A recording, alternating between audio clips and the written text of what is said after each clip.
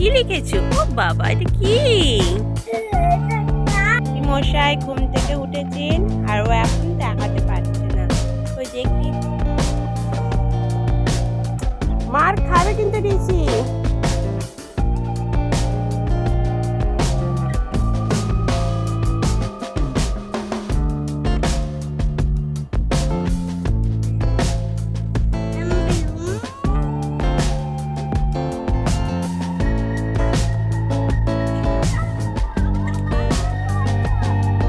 রাধে রাধে, কেমন আছেন সবাই? আশা করি আপনারা সবাই খুব ভালো আছেন আর আমরাও খুব ভালো আছি। আমি জগত্রী, আমার আরেকটি নতুন ব্লগে আপনাদের সকলকে জানাই অনেক স্বাগত। আর এই তো সকালবেলা ঘুম থেকে উঠে এখন ভালো করে ঘরটা মুছে নেব। আজকে আবার বৃহস্পতিবার, বৃহস্পতিবার মানে আমাদের কাছে শুভ একটা দিন।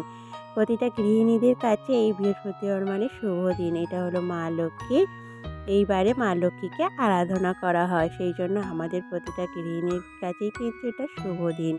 তো এই তো ভালো করে, যেহেতু আমাদের মাটির ঘর, তো সেই জন্য দেখতেই পাইলেন জল আর ফিনাইল দিয়ে নিয়েছি। হ্যাঁ, কোনো কিন্তু গোবর দেওয়া নেই। অবশ্য মাটির ঘরে কিন্তু গোবর দিয়েই মুছে নেওয়া হয়। তো আপাতত আমার কাছে এখন গোবরটা নেই, অন্য জল আর ফিনাইল দিয়ে নিলাম। ফিনাইল দিলে কি হয় যে পোকামাকড়, পিঁপড়ে এগুলো হয় না।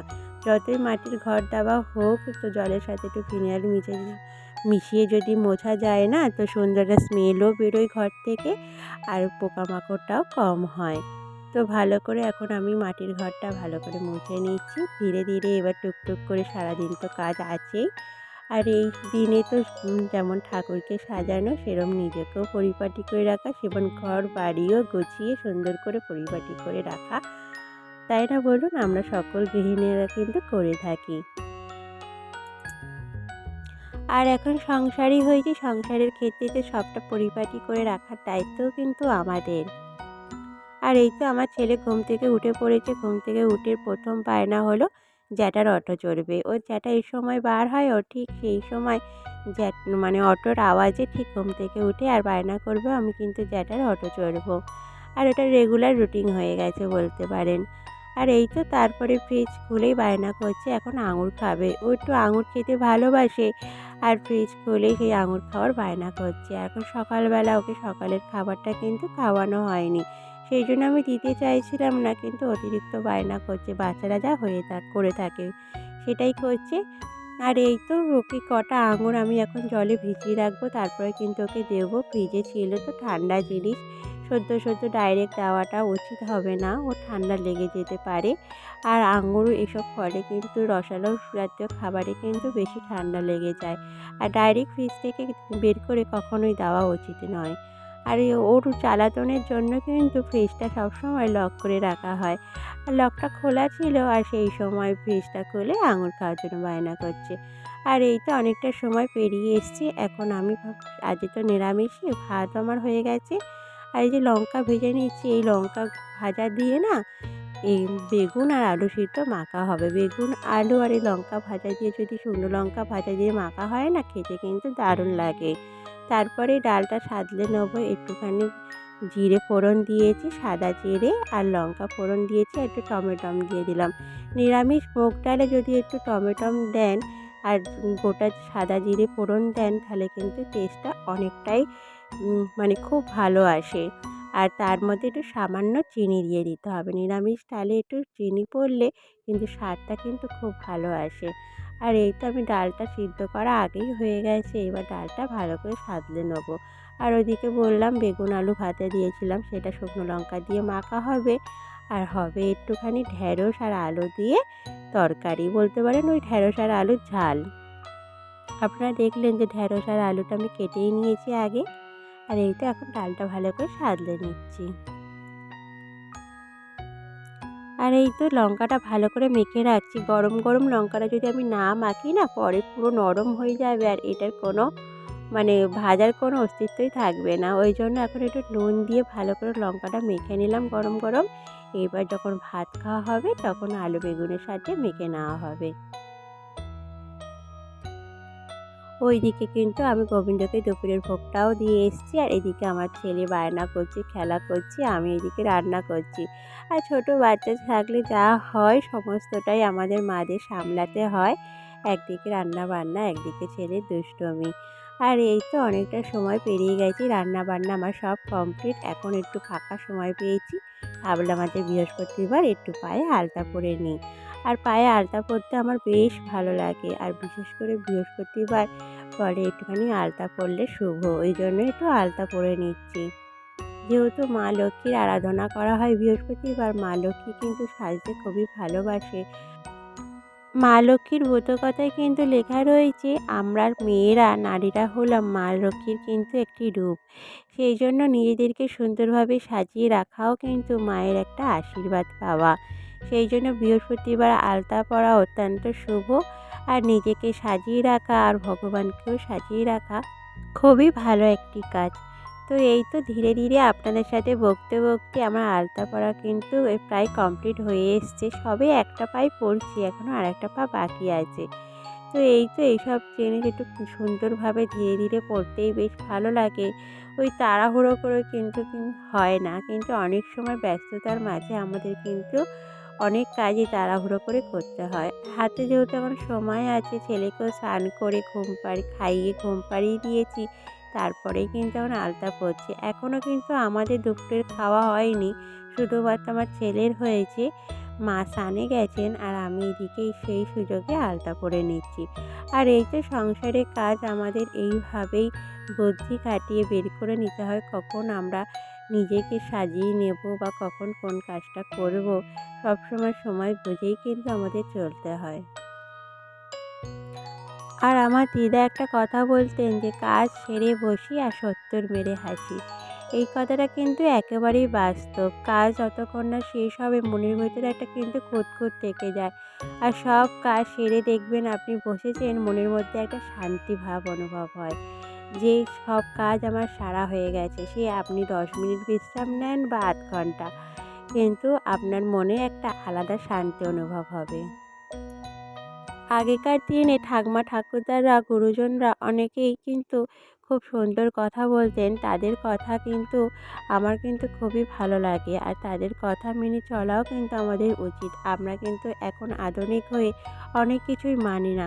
হ্যাঁ, অনেক কিছু হয়তো ভুল আছে, আবার অনেক কথাও কিন্তু ঠিক আছে, যেটা কিন্তু মেনে চলা আমাদের জন্য খুবই শুভ।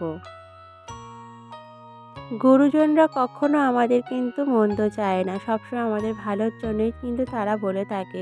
একটা সময় আমরা কিন্তু বুঝি না, কিন্তু এমন একটা সময় আসে তখন কিন্তু আমরা বুঝি যে গুরুজনরা সবসময় ভালো কথা বলে। তখন সেই কথাটা আমাদের ভালো লাগে না, কিন্তু পরে ক্ষণে মনে হয় সেই কথাটা শুনলেই আমরা ভালো করতাম। সেই জন্য গুরুজনদের কথা সবসময় সম্মান করে গুরুজনদের কথা মেনে চলাটাই কিন্তু আমাদের উচিত। এখন আমরা আধুনিক হয়ে অনেক কিছুই মানি না, অনেক কিছুই করি না। যেমন অনেক কিছু কুসংস্কার আছে, অনেক কিছু ভালো কথাও আছে। আমরা যদি একটু বুদ্ধি খাটিয়ে সেই ভালো কথাগুলো মেনে চলি, বেশি অতিরিক্ত আধুনিক হওয়ার দরকার নেই। যত কিন্তু আপনি আধুনিক হবেন তত সমস্যা জীবনে বেশি কিন্তু। সেই দেখুন এখন কিন্তু মানুষের জীবনে সমস্যার কোনো শেষ নেই। আগে কিন্তু মানুষের জীবনে এত সমস্যা ছিল না। আগে এত ডাক্তার মানুষকে দেখাতে হতো না। এখন যেকোনো বিষয় একটু কিছু হলেই কিন্তু ডাক্তারের ধরতে হয়। আগে বাচ্চাদের জ্বর হলে সামান্য ঘরের টোটকাতেই কিন্তু সেরে যেত। কিন্তু এখন আর জ্বর হলে এই পরীক্ষা, ওই পরীক্ষা, সেই পরীক্ষা করতে করতে একটা বাচ্চা সুস্থ হবে কি নাজেহাল হয়ে যায়। এখন মানুষের জীবনে কিন্তু সমস্যা বেশি। আর এই তো আপনাদেরকে অনেক কথাই বলে ফেললাম, আর ধীরে ধীরে আমার কাজটা কিন্তু কমপ্লিট হয়ে এসছে। আর কেমন লাগছে অবশ্যই কিন্তু কমেন্ট করে জানাবেন। আমার ভিডিওটাও কেমন লাগছে অবশ্যই কমেন্ট করে জানাবেন। আপনাদের একটা কমেন্ট পেলে কিন্তু আমি আগামী দিনে ভিডিও তৈরি করতে অনেকটাই উপকৃত হব। আর যদি ভালো লেগে থাকে অবশ্যই এটা লাইক করে যাবেন। এই লাইক আর কমেন্ট যদি না করেন তাহলে আমি কি করে বুঝবো আমার ভিডিও আপনাদের ভালো লাগছে। আর যদি চান আমার ভিডিও আরও দেখতে, বা আমার ভিডিও আপনাদের দেখতে খুব খুব ভালো লাগছে, তাহলে অবশ্যই আমার চ্যানেলটা সাবস্ক্রাইব করে রাখবেন।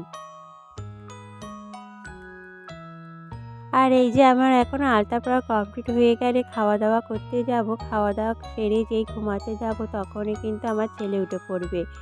হ্যাঁ, ওটাই ওর নিয়ম, যেই মা ওর কাছে যাবে অমনিও কিন্তু উঠে পড়বে, আমাকে আর ঘুমাতে দেবে না। আমি যদি ভাবি যে আমি খাওয়া-দাওয়া করে তারপরে একেবারে ওকে ঘুম পাড়াবো, তাহলে আমিও একটু ঘুমাতে পারবো। সেটা কিন্তু করি না, কারণ ওর যে চান করে খাইয়ে-দাইয়ে যদি ওকে ছেড়ে দিই না, আমরা তো এখন অন্য জায়গায় আছি বলতে পারেন, এই জঙ্গলের মাঝে।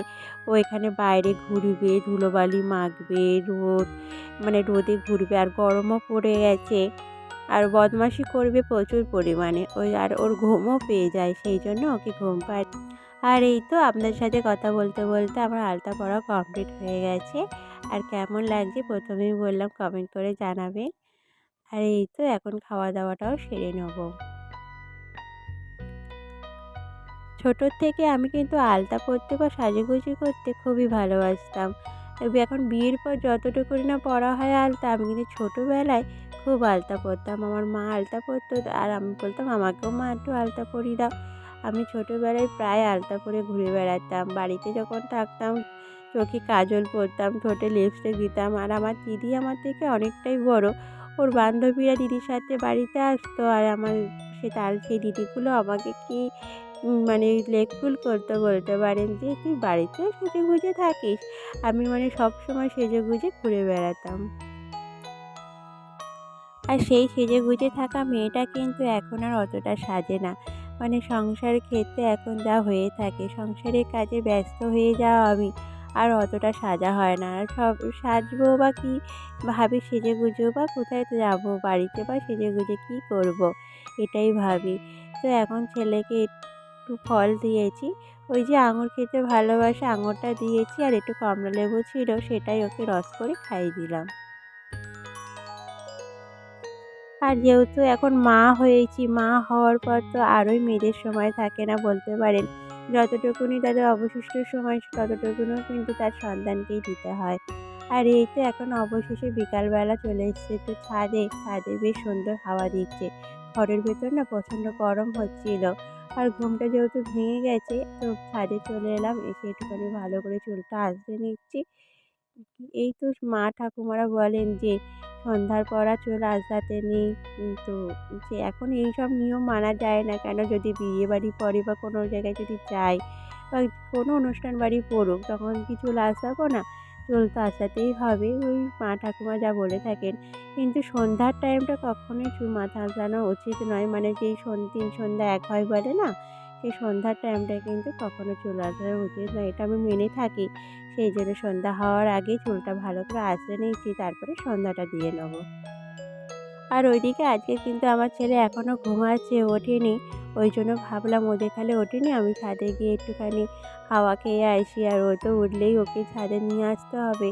আর আপনাদেরকে তো বলেইছি, আমাদের ছাদের এখনও রেলিং ঘেরা হয়নি, ফাঁকা ছাদ, ন্যাড়া ছাদ যাকে বলা হয়। তো সেই জন্য ওকে নিয়ে আসতে একটু ভয় পাই।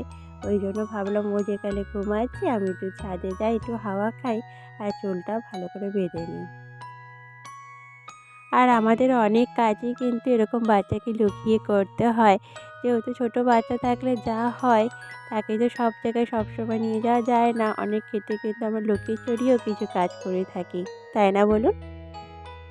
আর এই যে আমি এখন চুলটা বাঁধছি, আমার কাছে কিন্তু গার্ডার নেই।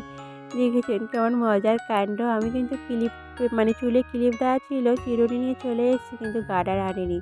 আবার গার্ডার নিতে যাওয়ার জন্য আমাকে নিচে নামতে হবে। ভাবছিলাম যে একেবারে চুল টুল বেঁধে একটুখানি আম ছিলে, ওই যে আদা ছিলা হয় না, তার মধ্যে এই কাঁচা আম ছিলে, সেটা মেখে রেখেছে। ভাবছিলাম চুলটা বেঁধে নিয়ে ওটা খাবো বসে বসে, আর একটু ঠান্ডা হাওয়া খাবো, খেয়ে তারপরে একেবারে নিচে নামবো। তার আগে কিন্তু আমাকে আর একবার নিচে নামতেই হবে, যে গার্ডার আনার জন্য। আর অনেক সময় আমাদের ভুলো মনের জন্য কিন্তু একটা কাজ আমাদের ডবল করে করতে হয়। আর কি করব, আর সংসার ক্ষেত্রে এরকম তো হয়েই থাকে, আর কিছু করার নেই আমাদের। আর সব রকম কাজ একসাথে করতে গিয়ে আমাদের কিন্তু এরকম ভুল ত্রুটি হয়েই থাকে। এই দেখেছেন, আমি কিন্তু গার্ডার খুঁজছি, এই যে গার্ডার আনতে ভুলে গেছি। এখন আবার নিচে যাব, গার্ডারটা নিয়ে আসবো, তারপরে বসে বসে ওই আমের চাটনিটা খাবো। আর ওই রকম কাঁচা আম মাখা খেতে কিন্তু আমার বেশ ভালো লাগে। ফাইনালি আমার চুল বাঁধা কমপ্লিট। এবার বসে বসে আম মাখা খাচ্ছে আর আপনাদেরকে দেখাচ্ছি ওই যে কী সুন্দর হাওয়া দিচ্ছে দেখুন, ওইটাই আপনাদেরকে কিন্তু বলছিলাম। এই গরমের সময় বিকালবেলাটা যখন দেখবেন ঘরে অসহ্য গরম হচ্ছে আর ছাদে এসে একটু এই প্রাকৃতিক হাওয়া খাওয়া। আর আমাদের ছাদটা এমন জায়গায়, চারিদিকে তো জঙ্গল, বুঝতেই পারছেন, মানে গাছপালা ভর্তি, প্রকৃতির সবুজ পরিবেশ বলতে পারেন। তো খুব সুন্দর হাওয়া দেয়, এলে কিন্তু একটা শান্তি অনুভব হয়। আর প্রাকৃতিক হাওয়া কিন্তু কারেন্টের হাওয়াকে হার মানায়। প্রাকৃতিক হাওয়ার কাছে কোনো তুলনাই হয় না। প্রাকৃতিক হাওয়া খেলে একটা ঠান্ডা আলাদা একটা শান্তি অনুভব হয়। আর আমি এরকম প্রকৃতির পরিবেশ কিন্তু খুব ভালোবাসি, চারিদিকে বেশ সবুজ থাকবে। ছোটোর থেকেই এরকম খুবই ভালোবাসতাম, সেই জন্য বিয়েও হয়েছে সবুজের মাঝখানে, যেখানে চারিদিকে গাছপালা, সান বাঁধানো পুকুর আছে, মানে আমার পছন্দের জায়গা আপনারা বলতে পারেন। আর এই তো দেখুন কি সুন্দর হাওয়া দিচ্ছে, নারকেল গাছের পাতাগুলো কি সুন্দর নড়ছে। আর এই যে মার কাপড়টা মেলে দেওয়া আছে, সেটা দেখলে আপনারা বুঝতে পারবেন যে কতটা ফুরফুরে হাওয়া দিচ্ছে। আজকের কিন্তু আমার মনটা পুরো ভরে গেল, এরকম টকটক মাখা খাওয়া আর প্রাকৃতিক হাওয়া খাওয়া বেশ জমে গেল বলতে পারেন। আর আপনাদের সাথেও সেই মুহূর্তটা শেয়ার করলাম। আপনাদের কার কার এরকম প্রাকৃতিক হাওয়া খেতে ভালো লাগে অবশ্যই আমাকে কমেন্ট করে জানাবেন, আমি খুব খুশি হব। মশাই ঘুম থেকে উঠেছেন আর ও এখন তাকাতে পারছে না, ওই দেখি চোখ চাইতে পারছে না, ও চোখ খুলছে না। ঋষি আবার শুয়ে পড়ছে। সন্ধ্যা হয়ে গেল তো, আমি সন্ধ্যা দেবো তো সোনাই, ওঠো, চলো বাইরে চলো।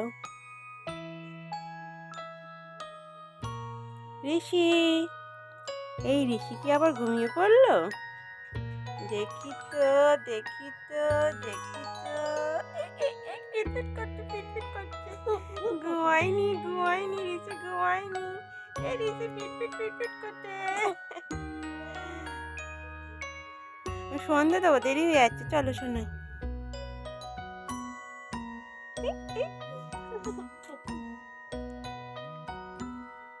বদমাস। আর এই তো চলে এসেছে অনেকক্ষণ পর সন্ধ্যা দিয়ে, চা নিয়ে। আর এই যে কুরকুরেটা দেখতে পাচ্ছেন, এটা কিন্তু আমার না, আমার ছেলেকে একটা কাকিমা খেতে দিয়েছে। আর ও তো খেতে পারে না ঝাল, আর এসব খাবার ওকে বেশি আমি দিয়েও থাকি না। আর সেই খাবারটাই কিন্তু এখন আমার ভাগে পড়েছে, আমি খেয়ে নিচ্ছি চা আর কুরকুরে। আর এই তো ছেলেকেও খাইয়ে দিয়েছি, আর এখন ওকে সিলেট নিয়ে বসিয়ে দিয়েছি, বোর্ড আর পেন্সিল নিয়ে। ও এখন লিখছে, লিখতে তো পারে না, ওই হিজিমিজি করছে আর কত রকমের বদমাশি করছে। আর আমি রোজ নিয়ম করে ওকে প্রতিদিন সন্ধ্যাবেলায় পড়তে বসাই। আর ও কিন্তু অনেক কিছুই শিখে গেছে, সব কিছুই বলতে পারে, কিন্তু লিখতে পারে না। আর লেখাটা যে কবে শিখবে সেটাই আমি বুঝতে পারছি না। আমার তো মাথা পুরো খারাপ হয়ে যাচ্ছে যে কিভাবে লেখা শেখাবো সেটাই বুঝতে পারছি না। আর হয়তো ধীরে ধীরে শিখে যাবে। আর ওই এখন পেন্সিলটা হাতে ধরে হিজিমিজি করতে থাকে, আর আমি কখনো কখনো ওকে হাতে ধরে লেখাই। এবার হাতে ধরে লেখালে না ওরা তো খুব তাড়াতাড়ি শিখে যায়, সেই জন্য আমি হাতে ধরেই ওকে লেখানোর চেষ্টা করি। আর যখন ওকে একা হাতে পেন্সিল দিয়ে বায়না করে যে আমার হাতে পেন্সিল দাও, পেন্সিল দাও, তখন ওই দিই। আর তখন আমি বকতে থাকি, একটু গোল করো, গোল করো। ও কখনো কখনো গোল গোল করে, আর কখনো কখনো এরকম হিজিমিজি করে। করবে ঋষি, কি করবে তুমি? কি করবে বলছিলে এক্ষুনি? বাচ্চাদের পড়াবে? কি বলছিলে তুমি? হাতে পেন্সিল নিয়ে কি বলছিলে? হাতে পেন্সিল নিয়ে কি বলছিলে? ওটা কি করছো? ওটা বোর্ড? কাকে পড়াচ্ছ? বাচ্চাদের পড়াচ্ছ? আর তুমি কি বড়? তুমি মাস্টার মশাই? ঋষি এখন মাস্টার মশাই হয়েছে। ও বাবা, ঋষি পড়া পারো? তুমি পারো পড়াও? কি বলো দেখি। এ বাবা, মাস্টার মশাই এখন শুয়ে পড়েছে।